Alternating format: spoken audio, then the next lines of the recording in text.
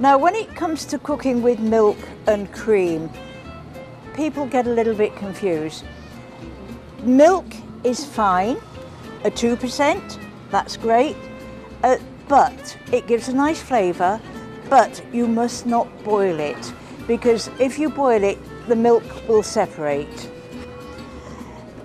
There's a 10%, which is a half and half. Again, I sometimes use this in a soup if I don't want a full cream flavour. But if you're making a cream sauce, you really have to use a 35% cream. This will boil, it will freeze, and it will not separate.